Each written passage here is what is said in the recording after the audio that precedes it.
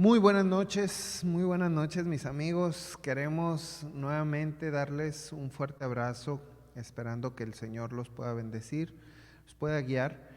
Sabemos que, un día más está terminando y las actividades ciertamente laborales o escolares pues también ya a lo mejor están terminando, pero un día más tendremos para meditar la palabra del Señor, encontrarnos con Él a través de esta. Dice la Escritura: escudriñadlas porque os parece que en ellas tenéis la vida eterna. Nosotros hoy venimos porque queremos tener esperanza, certidumbre, certeza en medio de un mundo de caos, ¿cierto?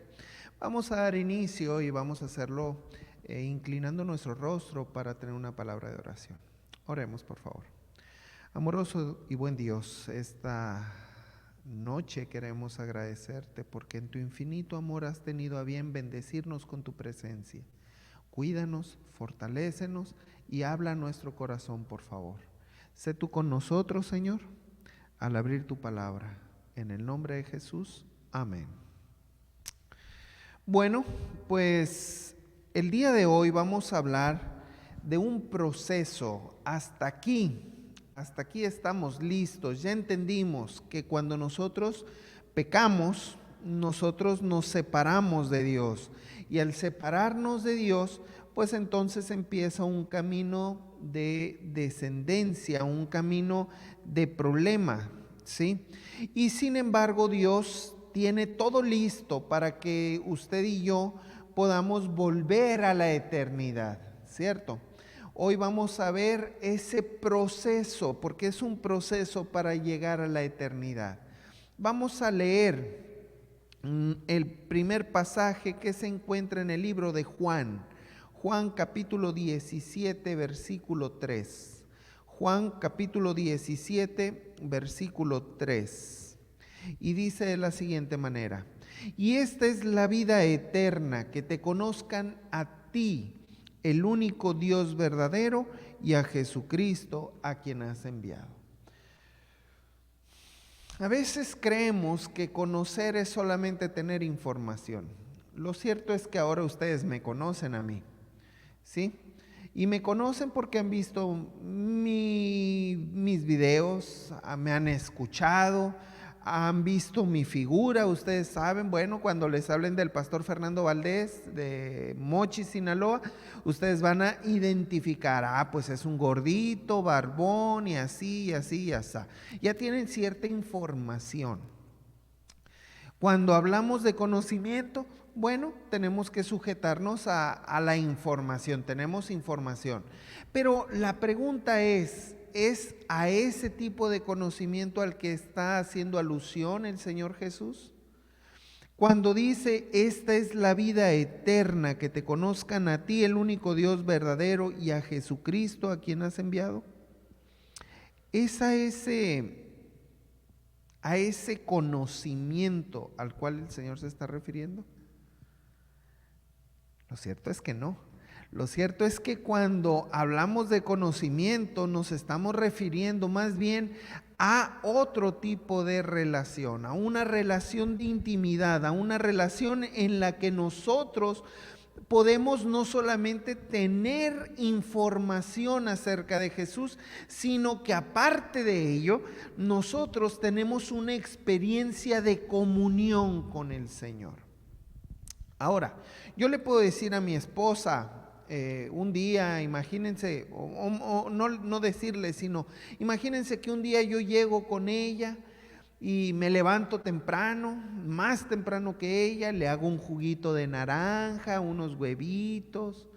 A mí en lo particular, los huevitos revueltos con un poquito de catsup y unas tortillas de harina recién hechecitas. Donde yo soy, las tortillas de harina se dan de manera colosal, así que a mí me encantan las tortillas de harina. Entonces yo llego y le digo a mi esposa: ¿sabes qué? Te traje este rico desayuno. Para mí es rico desayuno, pero a mi esposa le va a gustar el jugo de naranja, porque a ella también le gusta. Los huevitos, definitivo. Le van a gustar las tortillas, también le gustan, pero a ella la catsup, a ella le produce náuseas. Ahora imagínense que yo llego con el desayuno, ¿no? Con los huevitos, con catsup, el juguito y las tortillas recién hechecitas. Y llego y la despierto. ¿A qué mujer no le gusta que la despierten con un beso, un abrazo y un desayunito en la cama? ¿No les gusta? A ver, esposos, tomen nota, ¿les gusta o no les gusta? Bueno, a la mía yo creo que sí le va a gustar que la despierte con un desayuno en la cama y con tortillas recién hechecitas y todo bien rico. Pero en el momento en el que ella se dé cuenta de que el huevito tiene catsup y yo sé que a ella no le gusta la catsup, entonces esa buena experiencia se va a convertir en una experiencia negativa. El día de hoy vamos a hablar un poco acerca de cómo podemos amar a Dios, cómo le vamos a demostrar a Dios ese amor que usted y yo tenemos para con Él. Porque ciertamente el Señor nos invita a que lo amemos. El día de mañana vamos a hablar un poco más acerca de este amor, pero es importante entender cómo el Señor nos invita a que por amor pasemos por un proceso. Ya el Señor nos permitió llegar a la experiencia del pecado, ¿sí? Y con la experiencia del pecado vimos que el ser humano, al alejarse de Dios, empezó un proceso de decadencia. El pensamiento del hombre iba de continuo solamente al mal. La división el pecado causó una división y esa división, ese pecado nos llevó directamente hacia la muerte. Pero no termina ahí la historia. El Señor Jesús hizo un esfuerzo extra y ahora usted y yo podemos detener esa experiencia de muerte, de dolor y de sufrimiento a través de Cristo Jesús. Pero, ¿sabes? El Señor Jesús mencionó que a través de su ejemplo, a través de su vida, nosotros podemos llegar nuevamente a la vida eterna. San Juan capítulo 14, versículo 6. San Juan 14, 6 dice de la siguiente manera. San Juan 14, 6. Y Jesús le dijo: yo soy el camino, la verdad y la vida. Nadie viene al Padre si no es por mí.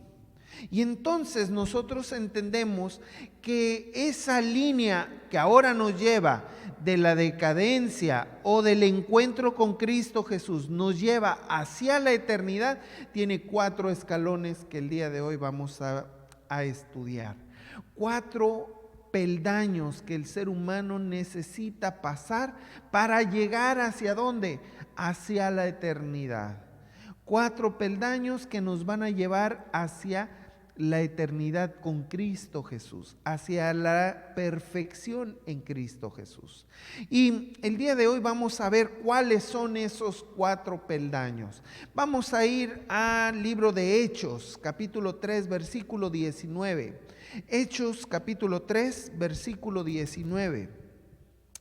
Y a la letra dice de la siguiente manera: así que arrepentíos y convertíos para que sean borrados vuestros pecados, para que venga de la presencia del Señor tiempos de refrigerio. Es cierto, habla en futuro, sí, pero en un futuro constante, en un futuro en el que yo hago esto y en el momento en el que yo hago esto, todo lo demás llega. Quiero recibir perdón, quiero que mis pecados sean perdonados, quiero tener tiempos de refrigerio delante del Señor. Es necesario que llegue el primer aspecto, el primer peldaño. Y el primer peldaño tiene que ver con el arrepentimiento. Ahora, el arrepentimiento se basa o se puede interpretar de 2 maneras. Podemos tener el arrepentimiento el arrepentimiento de Judas. Cuando entregó a Jesús, dice la Escritura que lo entregó y después volvió con los sacerdotes y le entregó el dinero de vuelta y les dijo no, ya que se dio cuenta de que había cometido un error y que Jesús había dicho: pobre del que me entrega. Él devolvió entonces la bolsa con las monedas y dice la Escritura que cobardemente fue y se ahorcó. Ese es el primer asunto con él, el primer tipo de arrepentimiento, el falso arrepentimiento. Déjame ilustrártelo de otra manera. Cuando yo estaba chiquito, yo tenía como unos 10 años tal vez, mi mamá se sentaba en la iglesia, nosotros somos adventistas desde niños, y mi mamá se sentaba en la tercera banca de la iglesia a mano derecha. O sea, de aquí, de donde yo estoy, tercera banca a mano derecha, esa era la banca de mi mamá. Mi mamá pues es madre soltera, yo estaba sentado al lado de ella, se sentaba ella, luego yo, luego el que me sigue y luego el hermano más chico. Y ahí estábamos jugando a los 10 años tranquilitos, sin problemas, tranquilos. Y entonces, como a todos los niños, en algún momento se nos olvidaba dónde estábamos. Porque mi mamá nos llevaba colores y nos llevaba hojas para colorear, y entonces ahí nos entreteníamos, nos peleábamos de vez en cuando. Mi mamá volteaba y nos decía, esta es la primera vez, aguas, es la primera. Y entonces nosotros, la primera, ¿cuál problema? No hay ningún problema. Y entonces le seguíamos, de repente se nos olvidaba y es la segunda, volteaba mi mamá enojada, esta es la segunda vez. Bueno, ya había que tener precaución, pero con el tiempo se nos olvidaba. Y entonces sí, mamá decía, la tercera vez en la casa nos arreglamos. Como buena adventista del séptimo día, mi mamá respetaba el sábado hasta para eso. Y entonces llegaba el sábado al oscurecer el sol, ya se terminaba el sábado, y entonces sí decía mamá, Fernando, ven para acá, vamos a platicar. ¿Se acuerdan que yo les comenté que mi mamá tenía un cuartito especial? Bueno, en ese cuartito me metía a mí. Y entonces, con las pompis pelonas, mamá agarraba una chancla de plástico. Yo no sé si ustedes han experimentado lo que es que le peguen a uno con el plástico, con una manguera, con una varita de plástico, con lo que sea, pero que sea de plástico. Eso duele, ni se imagina. Y bueno, yo ya sabía cómo hacerle, entonces yo empezaba a llorar desde que mi mamá decía, Fernando, ven para acá, vamos a platicar, y veía que el sol ya se había metido. Entonces yo ya empezaba a llorar y a llorar como Magdalena. Mamá, perdóname, mira, ya el próximo sábado te prometo que no me voy a portar mal, te prometo que me voy a portar bien, pero no me pegues, mamá, dame la última oportunidad. Y entonces mamá decía, no. Les voy a preguntar, ese arrepentimiento que yo tenía, ¿era un arrepentimiento verídico? ¿Era un arrepentimiento verdadero o no? ¿Usted qué piensa? ¿Era verdadero o no era verdadero? Tal vez usted me va a decir, no era verdadero, y bueno, tendría su razón, pero usted no era el que le estaban pegando. Yo lo sentía muy verdadero ese arrepentimiento, ¿sí? Pero cuando el arrepentimiento está basado en el temor, cuando el arrepentimiento está basado en que ya conoces las consecuencias de tus actos, entonces te das cuenta de que ese arrepentimiento no es verídico. Ese arrepentimiento es falso y Dios no acepta el arrepentimiento falso. El Señor dice, arrepiéntete y conviértete para que sean borrados tus pecados, para que vengan de la presencia del Señor tiempos de refrigerio. Sí, el primer aspecto es arrepentirte, pero arrepentirte de verdad. Por otro lado, tenemos al apóstol Pedro. El apóstol Pedro, dice la Escritura, que cuando escuchó cantar al gallo, después de que él lo negó 3 veces, dice la Escritura que él salió y lloró amargamente. El arrepentimiento es el reconocimiento de que algo hicimos mal, de que algo dijimos mal, de que algo pensamos mal, y entonces nos volvemos para rectificar lo que hicimos, dijimos o pensamos mal. Cuando nosotros nos arrepentimos, nosotros volvemos y tratamos de hacer las cosas de mejor manera. Y la evidencia con el apóstol Pedro es clara, es cierto, él fue y lloró, él tomó conciencia de que lo que había hecho estaba mal. Pero no solamente eso, a partir de ahí el Señor detonó el ministerio del apóstol Pedro, convirtiéndose en uno de los mejores predicadores, de los mejores pastores. Siendo un pescador, él se convirtió en uno de los instrumentos más útiles para el Señor. Arrepentimiento. El primer aspecto que usted y yo debemos de considerar es el arrepentimiento, ¿sí? Nuestro arrepentimiento, ¿cómo es? A lo mejor tú dices, no, yo no tengo de qué arrepentirme, yo no tengo problemas, yo estoy al 100, yo ando bien. Y entonces yo tendría que preguntar y cuestionar ese bien. Porque el primer aspecto para llegar a la patria celestial, a la eternidad, es el arrepentimiento. Si tú no reconoces que has hecho mal, si tú no reconoces que necesitas perdón de Dios, entonces Dios, ¿cómo puede perdonar algo por lo cual no hay conciencia de perdón? El primer aspecto, el primer peldaño, el primer escalón tiene que ver con el arrepentimiento. Pero no es solamente el único, el arrepentimiento. También existe otro que es la confesión. Ahora, usted puede confesar, como dice el apóstol Pablo, si confesares que Jesús es tu Salvador. Sí, no tiene que ver con ese confesar, no tiene que ver con el hablarle a las demás personas, no, tiene que ver con confesarle a Dios nuestros pecados. Vamos a ir a Primera de Juan capítulo 1 versículo 9. Primera de Juan capítulo 1 versículo 9, y dice de la siguiente manera: si confesamos nuestros pecados, Él es fiel y justo para perdonar nuestros pecados y limpiarnos de toda maldad. Es importante entender por qué es necesario confesar nuestros pecados. ¿Por qué? ¿Es que acaso Dios no conoce nuestra vida? ¿No sabe que somos pecadores? ¿A poco necesita que nosotros le digamos? Y no. La respuesta categórica es no. Dios sabe. Dios está consciente de todo lo que somos. No es porque Dios necesite saberlo.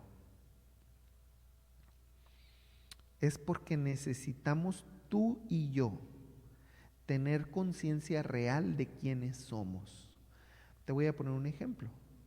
No es lo mismo decirle al Señor: Señor, perdóname por todos los males que he hecho, a decirle: Señor, perdóname por las mentiras que le dije a mi esposa, perdóname por lo que le robé a mi jefe, perdóname porque deseé la muerte para fulanito de tal, perdóname porque no solamente me airé, sino que también maldije.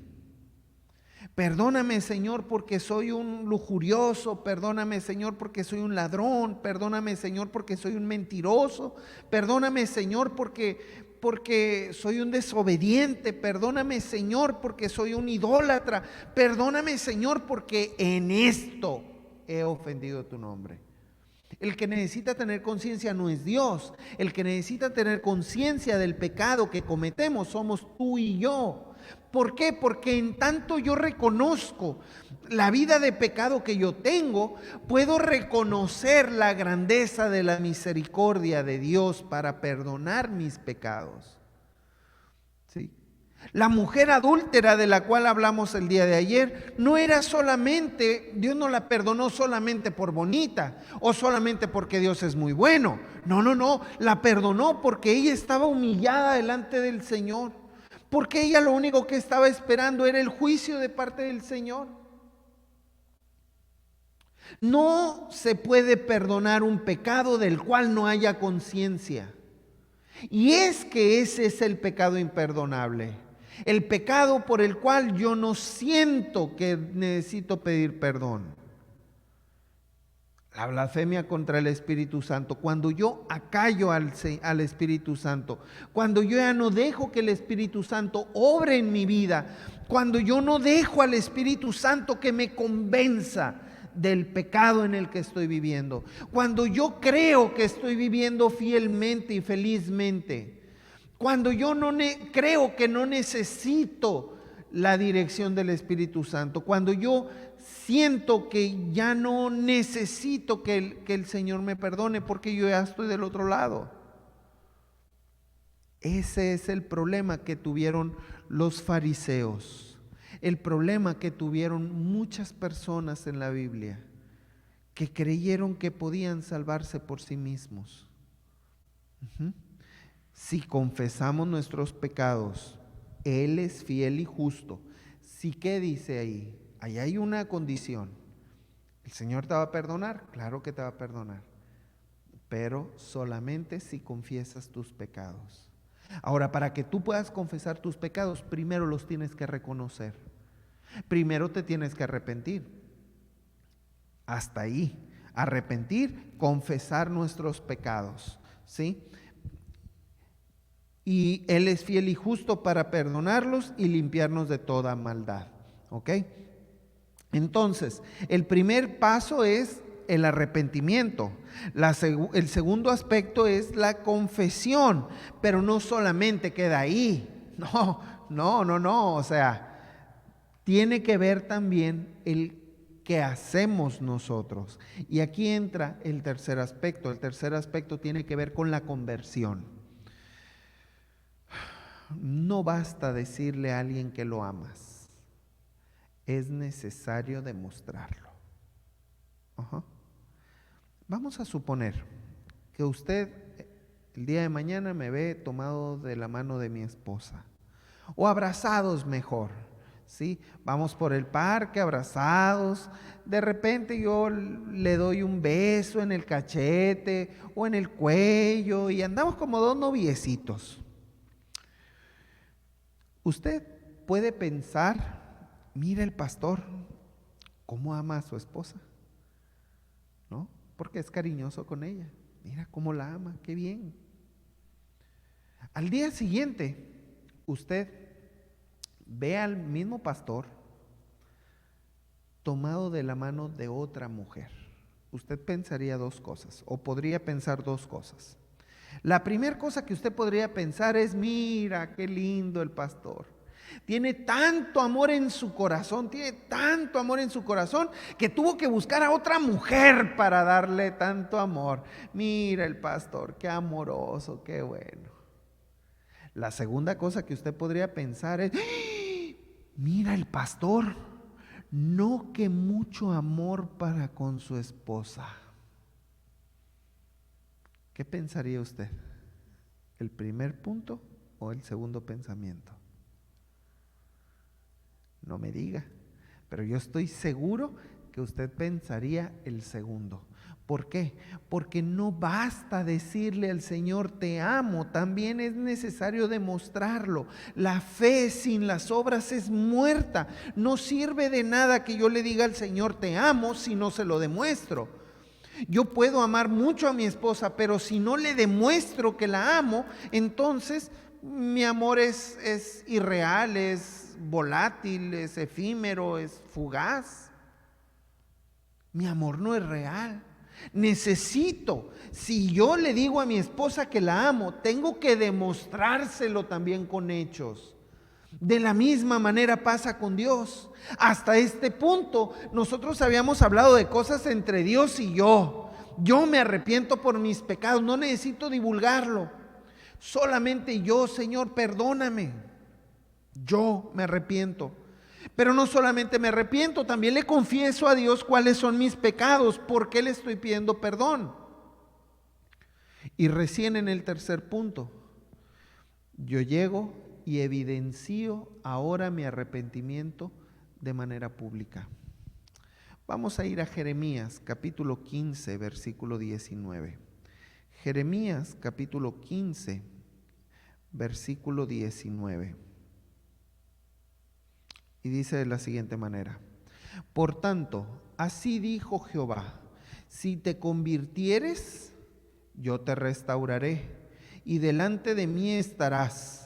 Y si entresacares lo precioso de lo vil, serás como mi boca. Conviértanse ellos a ti, y tú no te conviertas a ellos. ¿Qué está diciendo el Señor?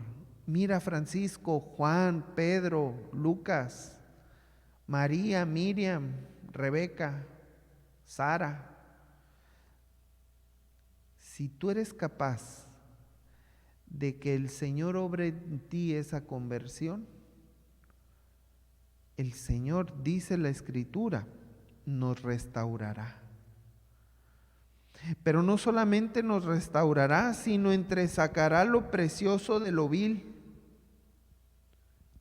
Hoy la invitación es para que las demás personas se conviertan a Jesús, no nosotros nos convirtamos a las malas prácticas del mundo. Pero ¿qué es lo más fácil? Lo más fácil es aceptar lo que el enemigo da y no lo que Dios nos regala. El día de hoy yo te quiero invitar para que tú te conviertas de tu mal proceder.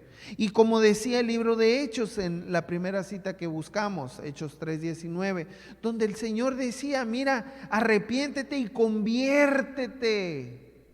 Deja ese mal parecer, deja ese mal caminar y entonces empieza a caminar con Cristo Jesús. Entonces empieza a declararle al Señor, no solamente con palabras, sino también con hechos. ¿Cuánto le amas? Es importante convertir nuestro mal camino al camino del Señor. Sin embargo, aquí empieza un problema. Todos queremos que Dios obre en nosotros, tanto el querer como el hacer por su buena voluntad, ¿cierto? Bueno, cuando recién empezaron a salir aquí en México, los teléfonos inteligentes, los que tienen toda la pantallita, pues llegó el momento en el que yo adquirí el mío por primera vez y entonces pues era algo raro porque antes uno agarraba el celular y solamente venían las aplicaciones que venían instaladas, eran las que tú podías utilizar. Venían para llamar, para mensajes, para el internet y no había mucho que tú pudieras usar. Pero ahora con esos celulares nuevos, con la pantalla, ahora no, ahora podías descargar aplicaciones que a ti te sirvieran, ¿sí? Y entonces yo empecé a bajar la Biblia, los escritos de la señora White, y entonces empecé a bajar el himnario y empecé a bajar un montón, pero entre ese montón también pues estaba mi Facebook, estaban algunos juegos, ¿no? El problema con eso es que los celulares de ese tiempo eran muy pequeños, tenían una memoria muy pequeña, y pues mi celular se llenó luego. Y pues con el llenarse se me hizo muy lento. Entonces, haciendo una visita, yo buscándole el celular más bien, encontré cómo desprogramar esas aplicaciones que no me eran tan necesarias y que más bien me quitaban espacio.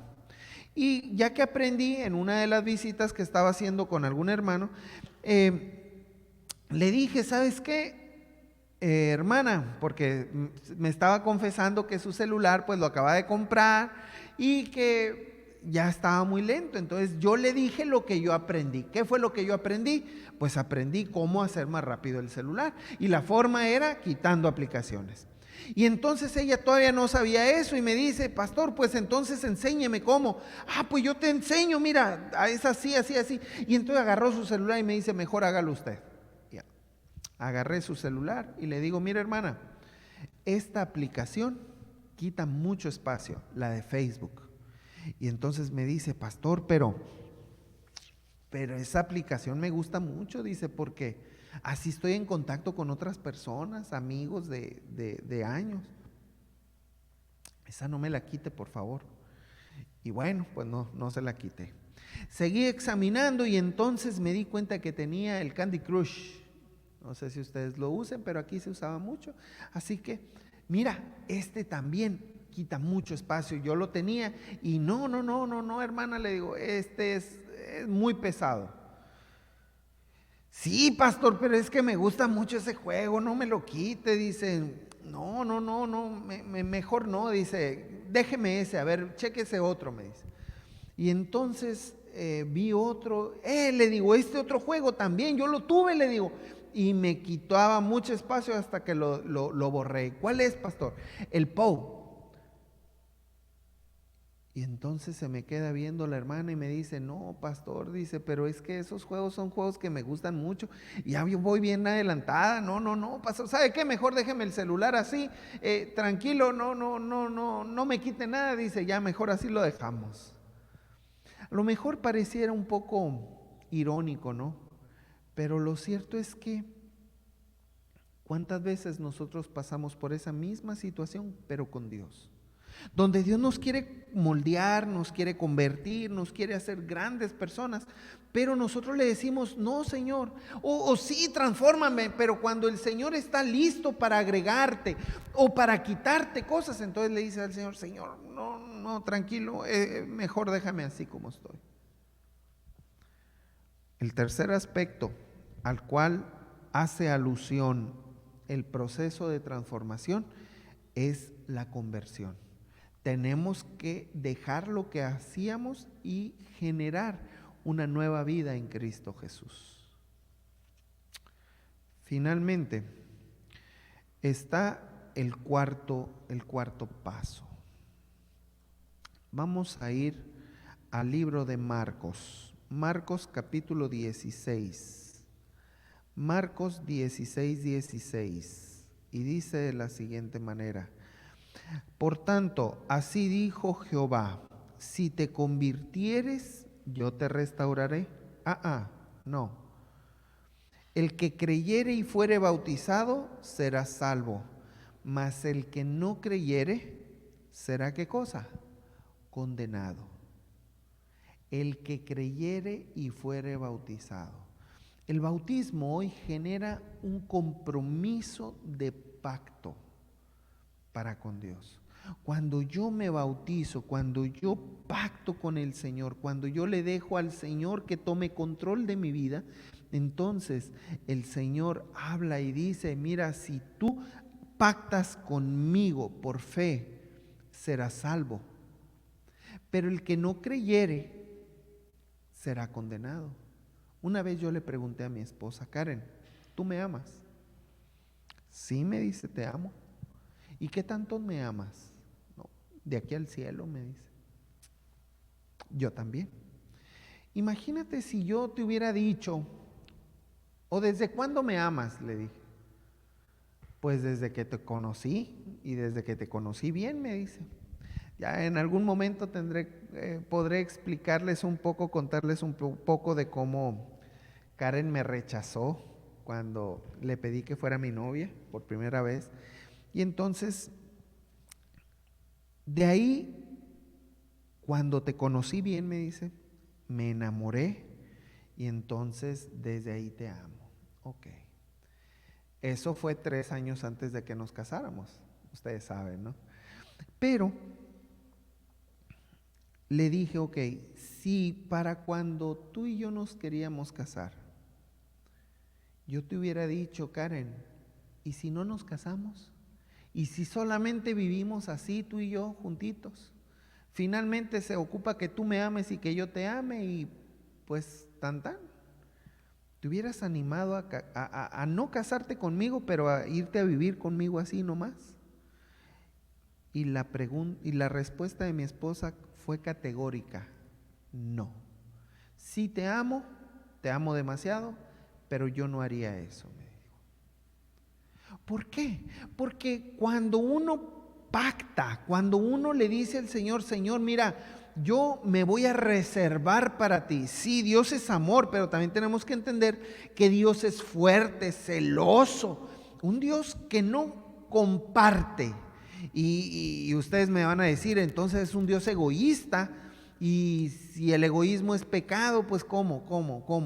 No, Dios no es egoísta, pero Él quiere que nosotros nos reservemos para Él, no por egoísmo, sino por bendición, porque cuando nosotros no nos reservamos para Él, entonces le damos cabida al enemigo, y entonces la Escritura dice que cuando una persona sirve a dos señores, con alguno queda mal, y normalmente quedamos mal con el que menos nos agradan las cosas que nos da. El problema es que nuestro razonamiento se deja llevar muy fácilmente por el pecado. Y tan es así que te voy a poner un ejemplo. ¿Qué es más atractivo para un muchacho? ¿Ir a la iglesia o ir a una fiesta? Sin embargo, ¿qué es mejor? ¿Sí me explico? O sea, no es que Dios sea egoísta y que por eso sea celoso, no. Él es celoso como una manera de prevenirnos. Yo te estoy limitando, sí, te estoy limitando. ¿Por qué? Porque quiero que seas feliz, porque quiero que seas bendecido realmente, porque espero que tú puedas sentir el gozo de Cristo Jesús. Por eso, hoy, la forma en la que nosotros pactamos con Dios es a través del bautismo. Es cuando yo le digo al Señor, Señor, renuncio al mundo y ahora quiero abrirte la puerta de mi corazón. Quiero que veas una cita más. Vamos al libro de Hechos, capítulo 2, versículo 39. Hechos 2:39. Y dice de la siguiente manera: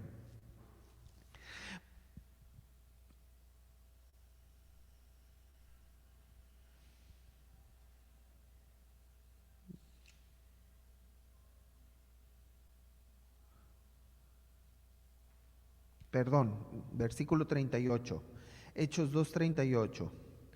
Pedro les dijo: arrepentíos y bautícese cada uno de vosotros en el nombre de Jesucristo para perdón de vuestros pecados y recibiréis el don del Espíritu Santo.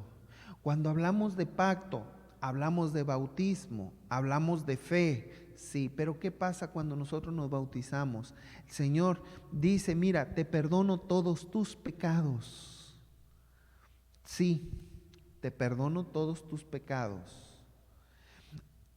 Ahí tenemos que ser honestos.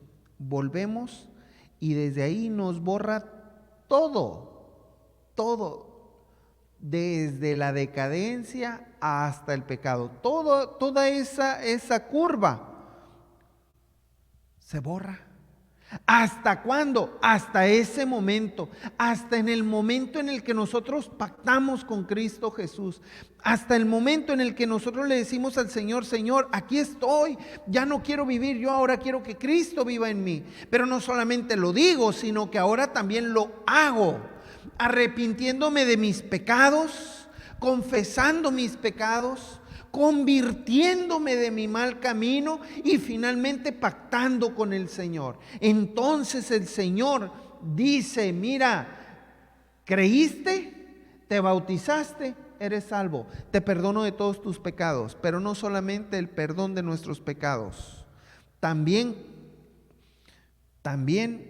lo que dice el libro de Hechos 2:38, nuevamente dice: y recibiréis el don del Espíritu Santo. ¿Qué pasa con el don del Espíritu Santo? ¿Para qué el don del Espíritu Santo? El don del Espíritu Santo en este momento más bien se convierte en el motor o en el impulsor para poder vivir una vida de fidelidad, una vida de entrega, una vida de moldearse a imagen del Señor. Dios está listo para darte vida y dártela en abundancia. Ya no depende del Señor. ¿Sabes de quién depende? Ahora depende de ti y de mí. La pregunta es, ¿estamos listos? O más bien le vamos a decir al Señor, Señor, espérame, todavía no. Dice Salmos 41, Salmos capítulo 40, versículo 1. Vamos a leer hasta el versículo 4. Y dice, pacientemente esperé a Jehová, y se inclinó a mí y oyó mi clamor, y me hizo sacar del pozo de la desesperación, del lodo cenagoso, pues puso mis pies sobre peña, enderezó mis pasos. Puso luego en mi boca un cántico nuevo, verán alabanza a nuestro Dios. Verán esto muchos, temerán y confiarán en Jehová. Bienaventurado el hombre que puso en Jehová su confianza y no mira a los soberbios ni a los que se desvían tras la mentira. ¿Sabes? El Señor está listo para sacarte del pozo de la desesperación, del lodo cenagoso. El Señor está listo para poner tus pies sobre peña, cambiar la experiencia de tu cántico. Pero tan solo es necesario que abras la puerta de tu corazón. Es necesario que te arrepientas. Es necesario que confieses tus pecados. Es necesario que te conviertas de tu mal camino. Y sobre todo es necesario que pactes con el Señor. Este sábado o en esta semana va a haber esa ceremonia en la que varias personas habrán de entregarle al Señor su vida. Va a haber esa ceremonia en la que varias personas pactarán con Cristo Jesús. La pregunta es si estarás listo tú para entregarle tu vida a Cristo Jesús. ¿Estarás listo para pactar con el Rey de Reyes y Señor de Señores? Hoy yo te quiero invitar en el nombre del Señor para que consideres, no solamente desde el primer tema que hemos tenido, donde Dios te quiere afilar como instrumento de Él, no solamente como esa persona que Dios ha elegido para que tú vivas de acuerdo a su voluntad.